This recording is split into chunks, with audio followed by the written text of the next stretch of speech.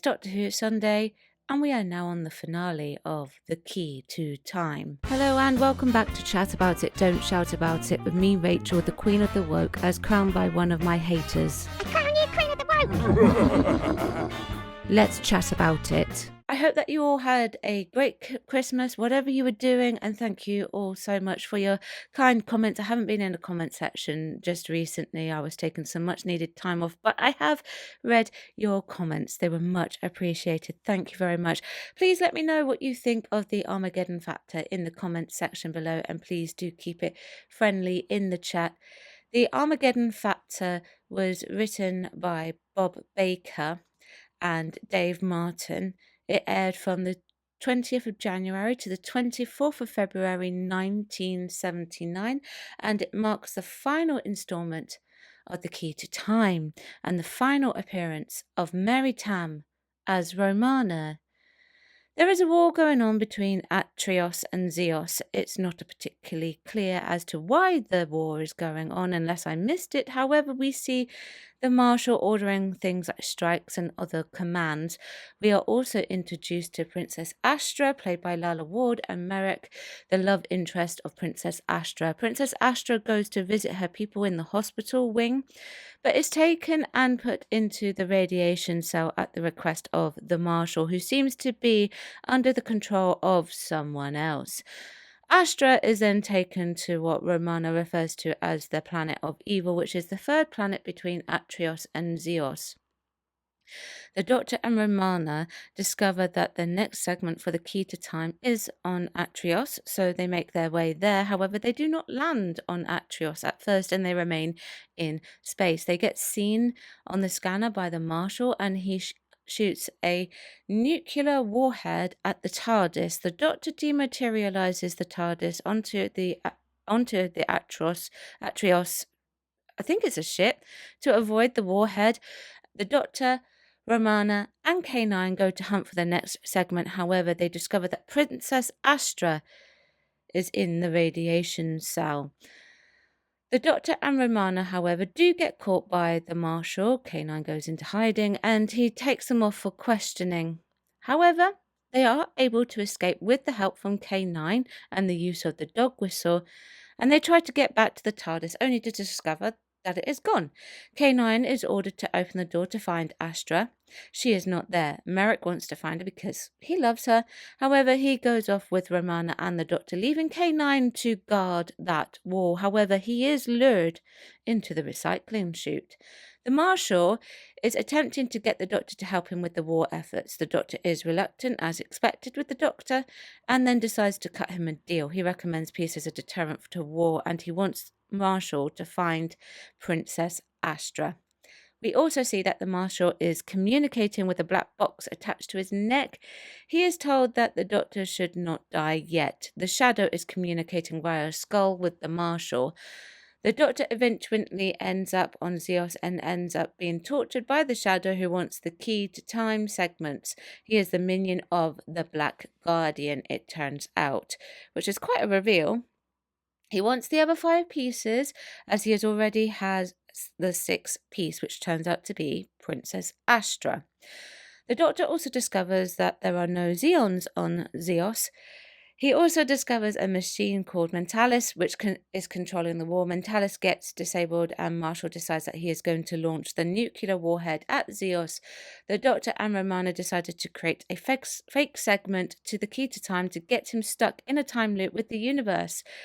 Can the Doctor retrieve the final segment for the Key to Time with the help of Romana, Drax, K9, Shap, Merrick, and save Princess Astra and defeat the Black Guardian at last?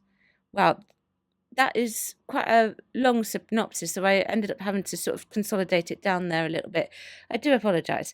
But the answer is yes, he can. So this is the finale that puts RTD to shame, kind of. But that's not hard these days, really, is it, to be honest with you? The Armageddon factor is good, but it does have a lot of weaknesses as well. I will say that the story highlights, I think, an issue that I find with the series all the way throughout. I don't necessarily think it's an issue here, though. What the writers have done is they've made sure in this particular story is to have the story revolving entirely around the segment. Now, the other stories result in the Doctor and Romana obtaining the segment, but there doesn't seem to be any main adversary, no apparent main agent of the Black Guardian, and you have to try and figure out who it could have been, and no constant reminder that they were looking for the segment. Here, whilst this story is not a favourite of the bunch, for me personally, the writers remain sure to keep the segment as the priority focus and have the shadow working against the Doctor, which I think personally is something that is really paramount to the plot. I think that the shadow appearing throughout each location would have been a good idea. In a different form, played by the same actor trying to overthrow the Doctor in each story where they were trying to get the segment would have been a great idea. It would have offered perhaps more consistency and more focus on the mission that had been set by the White Guardian for the Doctor and Romana. We also get the first mention of the Black Guardian, well, which we get for quite a while, actually, now that I think about it. I think that we needed more of that throughout the series. One thing that I note is that, although I haven't done it yet, and it has won the vote most recently, the Black Guardian trilogy, excuse me, probably does a better service to the Guardians in general. We have this talk and big threat of this otherworldly power in the form of the Guardians for the key to time, yet we barely have any time with them whatsoever. And the finish of the Black Guardian via a screen is done and dusted within no time at all. Everything that has been going on has been leading up to this point. The Black Guardian should have been introduced several parts earlier if you're not going to introduce him immediately. And the Guardians in general should have had more screen time. It's quite a bugbear for me in this particular story arc. The ending of it as well is a bugbear of mine. The Doctor restores the balance, but then breaks the tracer and scatters the keys again, the segments again, to defeat the Black Guardian. Restores Astra and fits a randomizer onto the TARDIS so that they can leave without the Guardian finding them ever. Over just like that. It's not the best of conclusions, I won't lie to you, to a very long story. It didn't feel rushed or anything per se. It was just, oh, well, that was that. That was it. There wasn't enough assertive dominance from the Guardian, and whilst it is in the Doctor's nature to do what he did, it was just done and dusted and over with within a few minutes. The most interesting thing, though, is that probably Mary Tam has the best performance as Romana in this story, in this particular scene that I have just spoken about. Romana lectures the Doctor over the fact that it would be their fault if Merrick dies and the fact that Princess Astra is dead.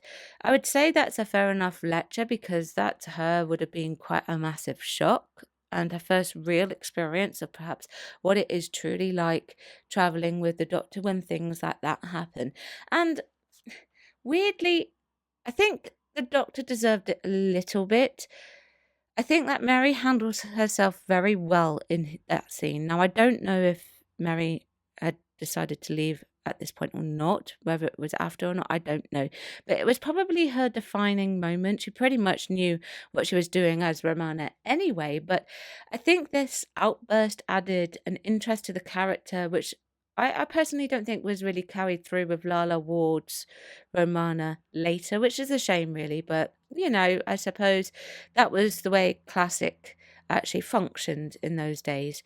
Now, it I can't remember off the top of my head if it was her or the Doctor that mentions that the Guardians should not have that type of power. This is something that should have been a constant mention throughout. Speaking in the reality, the idea that someone has the control of the cosmos in that sense, with keeping an equal balance, is quite a creepy idea. It's like the good and evil in politics. There's always something that controls what is happening around us, whether or not it is good or bad. And it's quite creepy when you apply that idea to reality. The Doctor seems to be more like the Tom Baker Doctor here with the writing as well. Yeah, all right. He does have humor, like he does all the way throughout. That doesn't disappear. That's fine. But the snappy elements that Tom Baker has with the Doctor seem to be back, and personally, that's a good thing. I think it makes up a good deal of his Doctor.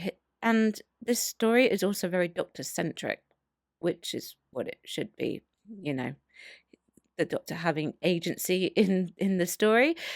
And I don't know why I said that, but there you go, I just did. But there are lots of things that happen in this story with the Doctor that I like. I don't know what Tom thinks of the story arc itself in general. However, he is not one that gives off the idea in his performance that it is terrible. He does handle himself with great ease. All his quirks and his mannerisms are what I would associate with his interpretation of the Doctor. His reactions to certain characters are exactly what I would expect from any incarnation. He tells K9 to shut up, which may seem a bit out of character, but it is in character at the same time. K9 at that point was being unintentionally annoying, so the Doctor barks an order at him. However, we see that he still makes K9 his priority. K9 is lured into the recycling chute, which I really like that idea for. And he goes into the recycling chute, risking radiation and the possibility of being burned. And he saves K9. Later, also, when K9 is under control of the shadow, he once again saves him and gets Drax to remove the control box from underneath his chin. And the concept of K9 also being overthrown is an interesting concept, which I like very much. And I think during the whole run of K9's appearances, that could have been played with a lot more rather than just having him break down. But again, this was classic era. The companion didn't have as much agency as they do today. So I understand why they did what they did. I also like the fact that the Doctor is nearly always facing some kind of jeopardy throughout this, which is what should be happening right from the beginning, actually. They don't quite land on Atrios and they are hovering more so than anything in space. The Marshal, who is an okay character, and the puppet of the Shadow fires the nuclear warhead at the TARDIS, which is that was very mean of him to do that. Tom shows the cool, calm version of the Doctor here when he is facing an irrational danger. The cleverness displayed in the character feigning being hit, whilst not unusual in sci fi or in Doctor Who, is something that I like to see in the show. I just like to. It's clever. And naturally, what is Doctor Who without an arrest of the main characters? That's always fun. They land on Atrios and it almost happens immediately. Is that a bit predictable? Absolutely. Is it great? Always. Having the Doctor and companions arrested for absolutely nothing is not a new concept, but it adds to their situation and it does leave you wondering how on earth the Doctor is going to get out of this situation. Now, in this case, K9 had hid. The Doctor's solution was his dog whistle, getting Shat to blow the dog whistle. And K9 arrives, he gets K9 to fire at the lights so that they could make a break for it. Another thing that adds jeopardy to the show is the TARDIS itself. One of the cliffhangers is that the TARDIS has gone. This is a concept that I have always loved. I don't think that's a secret. One thing that I mentioned when I covered the Ghost Monument was that I would love for the TARDIS to go missing for an entire series and that be the story arc rather than having the special companion type of story arc. And technically, the TARDIS is a companion too. Big Finish did it with Paul McGann, and they did it with the Ghost Monument one-off episode for Jodie. In this case, there were a couple of parts where we don't see the TARDIS at all because clearly the TARDIS was having its much-deserved day off. And we want to know, how is he going to get it back? We don't see it until part 3 on the planet of evil. The TARDIS is held to ransom. The segments for the TARDIS, or at least the Doctor has to admit to it and then go and get the segments from the TARDIS. The chamber that is in the torture chamber of some kind. The effects that they use for that the one that the Doctor is in, and then later Romani, um, they are good for the time, I would say. There are not too many special effects either in this, mostly because of the budget, probably allowing for the other stories. But they are still well done, as is the effects for the Guardian, which were kept quite simple. The changing of Astra to the segment and all that. I quite like the to scale modeling of the ships that we see as well. That's not really a secret though with me. I always think those scaled shots add a lot to the show and they look effective, much more practical than CGI and probably, much more creative in many respects. There is, however, a lot of transmatting. I think it does slightly convolute the plot just a little bit. Naturally, we don't know about the third planet at first, which is where Astra ends up when she is dragged off. I think that we could have got away with having less of the transmat. It did feel at points like it was being stretched out as much as possible, and the characters were being taken off all over the place and at different times. It works at first because it removes Astra away and sets up a situation for K9 to get into, which is a great idea, but come the end of it, it got too much for me just personally. Also, the lure for K9 to be transmatted to the third planet was a good idea. It isn't clear that it is a different transmat. Not that it's a really big deal, actually. Maybe it's just me being stupid. I just want to get back to the TARDIS a moment because I just thought of something randomly. It said that the TARDIS got covered in rubble, yet later the Shadow has it. There does not seem to be a connection, unless I missed it, to how he got it. I think we should have seen it being removed somehow and how he got it to there. Well, I don't know. We just don't know because it's covered in rubble, right? Anyway, back to what I was talking about before, K9. K9 has some really good and important scenes in this. It is nice to see him having a lot to do because in the last story, he didn't have anything to do. He has a really, really great concept and moments in this. Mentalis, right? Mentalis is controlling the war on Zeos. There are no Zeons. That reveal is pretty stellar, and the fact that that it is left to K9 to communicate with the war computer is quite compelling. And what makes it more interesting is that the war is now over, which means complete obliteration, which then the Doctor has to prevent naturally. Now, I love a good time loop in Doctor Who.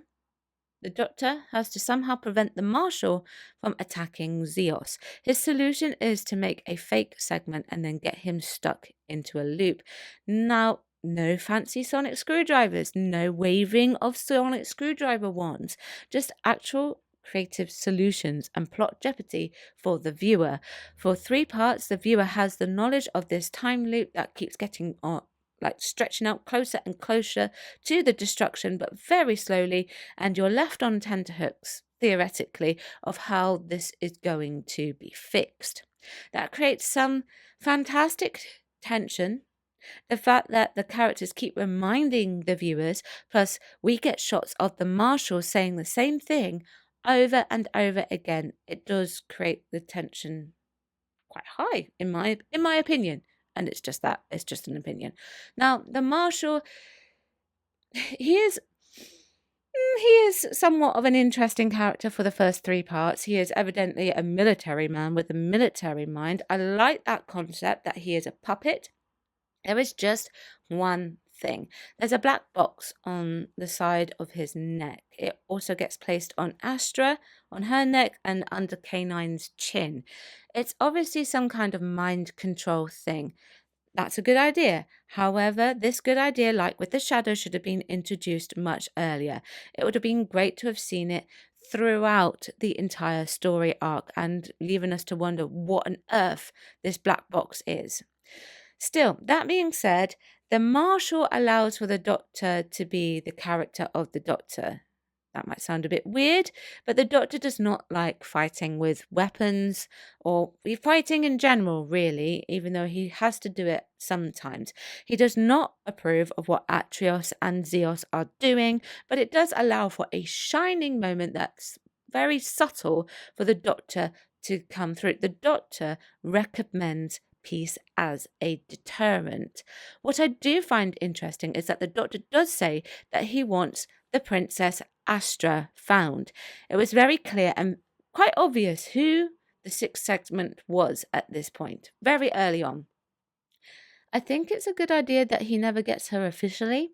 The one small change that he does have exchange that he does have with her and the chance to get her as the segment, he chooses not to change her into the segment. That's so fitting with the Doctor. He's not willing to end Astra for the sake of the segment. I would have been intrigued to find out how the Doctor would have got around that and fixed that issue without having Astra change into the segment. However, I also don't mind that we don't. It made much more sense for the other side to get hold of the segments and have them do it instead. It coincided well with the concept that Astra was being manipulated and used as a lure for the Doctor. So I like that idea. What I also like is that truly Astra is the main damsel in distress, a princess that was real but was also the segment. There was sentience there. There was humanity, plus the segments all up until now were all objects, so it makes sense that it was a human-like character. Although I'm not too sure what I make of the Doctor saying that she was a human being. I didn't think that she was a human. I didn't think that. I have just a minor negative now that doesn't really fit in with the review anywhere. Shat being hit and collapsing in part 4 was a little bit weird. It was unclear as to whether he was dead or if he was just stunned. He sort of just zaps and falls over. Also, another small bit of praise that I do have that can't really go in anywhere else with this particular review is the Marshal communicating with the two-way mirror and the reveal that he is communicating with the skull. That's quite savage. Well, the top half of a skull, no jaw, but really quite good. The cliffhangers are all quite good as well. The Marshal tells the Doctor about the transmat device, and it turns out it was a trap, and he was taken hostage on Zeus. Of course, you know what's going to happen to the Doctor. Then part 3, the cliffhanger was the Marshal going to open fire on Zeus. Then part 4, we have K9 being overpowered by the Shadow, and the Shadow saying that the key to time is his. And part 5, cliffhanger, is where Drax shoots the Doctor and he disappears. We do find out that he shrinks and Drax makes himself shrink too. Now, Drax, nice little segue there, is an interesting character. He knows the Doctor. He is also a Time Lord. However, in my opinion, he is not the type of Time Lord with the same sort of smarts that the Doctor has or what Romana has. He is good with mechanics, but seems to be a little bit lax in knowledge elsewhere or thinking clearly and sensibly. This would make a good companion. He really would. He is fun. He is entertaining. He is smart with what he knows, but not too much. And he can be easily manipulated with the threat of his life hanging over him. I could have sworn he came back in Classic Who again. Not Big Finish. I am aware that he came back in Big Finish, but in the main series, I swear. But maybe I misremembered. Barry Jackson is the man who plays Drax, and I know he'd done a couple of Doctor Who before that as well, before he came in as Drax, but I'm certain that Drax came back. But maybe I'm just misremembering that. Anyway, Barry Jackson is always very entertaining anyway. So the on-screen chemistry that he and Tom had was was very interesting with their characters too. I think because Drax is easily manipulated as well. It would have been interesting to see how that would have played out on screen, much more so than what we have already in the Key to Time. There was a possibility that it may not have been a great idea, though. Who knows, really? He's just really an entertaining character all round. He acts before he thinks, he shrinks himself, and the Doctor only to leave the TARDIS door open. I mean, come on, think about it, Drax. But this silly move allowed for much more creative writing. He and the Doctor are able to infiltrate the enemy base inside the body of K9, which for some reason I find highly amusing. And I don't know why. Now, Overall, as a story arc, The Key to Time is probably not something that I would consider ever to be stellar or amazing in any way, shape, or form. The concept of having something so dangerous that it remains the focus of 6 stories and 26 parts in itself is a great idea. The execution was not as great as it could have been. There were lots of chances to really embed the plot of the story throughout the entirety as a main focus of each story that takes place within the story arc, but it just wasn't taken. The Guardians were underused, and there was not really a clear agent until we got to the Armageddon factor with the Shadow. The story was seriously lacking in the remainder of what we are looking with the reminder of what we are looking for, which was the next segment for The Key to Time. It's it's a bit haphazard, and I think that's partly because maybe there was some kind of lack of communication. We've got different writers writing all sorts of things, and maybe no sense of direction that they had to sort of include. Well, you know what I mean, making sure certain things were included all the way throughout. Now, it is time at last, in the 6 weeks of looking at The Key to Time, to see what you think. I purposely left this right until the very end because I stupidly asked you to have a look and answer the questions that I asked you instead of breaking it down individually, which is what I should have done really, but never go. And it was 5 months that I asked you as well. Wow. So, Rants, Reviews, Raves said, great idea in concept, disappointing in execution. All the build up for something that just gets split up again without any real payoff. Some good individual stories though, so not all bad. Yes, that's almost like an RTD finale, but at least a little bit better. At least this one used the time much more efficiently. I agree that the individual stories are good though. There's also in those particular comments that you kindly left for me a fair amount of praise for Mary Tam as Romana, and I just so happen to agree. She is a very eloquent Romana. Now, Horror Stew says, I loved the gimmick as a child, but to this day I feel let down by the resolution. Regardless, it's a fun season with some fun stories. I miss Leela though. Romana was a bit uppity until the regeneration. I think that's personal preference as to which Romana you prefer. I think with the ending, that seems to be a general consensus. A lot of people I've spoken to in the past think the same thing. Ian Buckley just so happens to agree that it's okay. The season starts well, but loses steam halfway through, and the end is very unsatisfying. The pacing, I agree, it does suffer in this. It really does. And I think this relates to the lack of focusing on the main arc. Anyway, that is what I think. Please do let me know what you think. Now, there's just a heads up. I've made a change to tomorrow's schedule. I've decided that I need to drop tomorrow's video because of that. Apologies for that. However, I hope that you have a great new year, and I will see you on next Doctor Who Sunday. So thank you very much for watching. Bye bye. Thank you for watching today. Don't forget you can join me on my other platforms as well. I've got YouTube, Rumble, Spotify, X, TikTok, Instagram, Locals, Substack, and I also have a Discord. Everything is linked below.